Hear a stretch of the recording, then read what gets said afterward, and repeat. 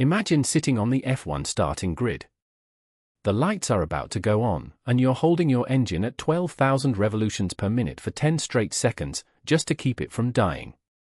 This is the reality of F1 2026, and drivers are warning it's a recipe for a massive pileup in Melbourne. To understand why 2026 starts are broken, you need to know about two rule changes that created a perfect storm. First, the death of the MGU-H. In the old cars, the MGU-H acted like an electric supercharger. Even when the car was sitting still, it would use battery power to spin the turbo up to 100,000 revolutions per minute instantly. When the driver dropped the clutch, they had massive, instant power. Now, the MGU-H is banned. The only way to spin the turbo is using exhaust gases from the engine. If the engine isn't screaming, the turbo isn't spinning. If the turbo isn't spinning, the car bogs down. Second, the 50 km/h electric ban.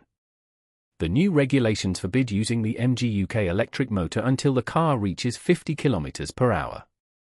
The FIA wanted purely mechanical starts to test driver skill. But the reality? The engine has been downsized to around 540 horsepower. Without the electric motor and without turbo boost, the car is basically a heavy, low-powered sedan for the first 50 meters. So how does a driver actually get one of these cars off the line? Here is the science of the spool.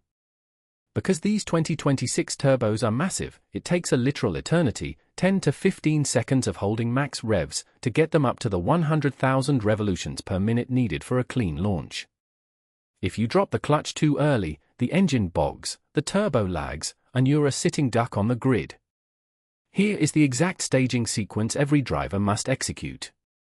T-12 seconds, engine to maximum RPM to create exhaust flow.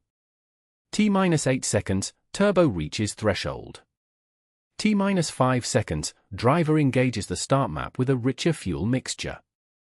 T-2 seconds, clutch to the bite point.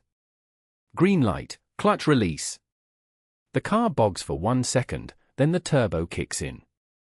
And at 50 km/h, the MGU-H finally activates with 470 horsepower of electric boost, creating a violent second launch. But here is where it gets truly dangerous. The cars at the front of the grid have plenty of time to spool up while the back markers are still parking.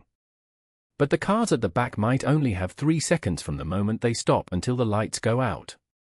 Audi's Gabriel Bortoleto and Williams' Alex Albon have raised the alarm. If the back of the grid hasn't finished their 10-second spooling sequence when the lights go green, they will stall. In a pack of 22 cars, a stalled car at the back is a 200-mile-per-hour disaster waiting to happen. McLaren is already calling for an emergency rule change to allow electric torque filling at the start. But Ferrari is reportedly blocking it, claiming they designed a smaller turbo specifically to handle this lag. Is this a genius move by Ferrari or a safety nightmare for the sport? One thing is for sure, the first lap in Australia is going to be the most unpredictable in F1 history. Subscribe for full coverage and drop your prediction in the comments.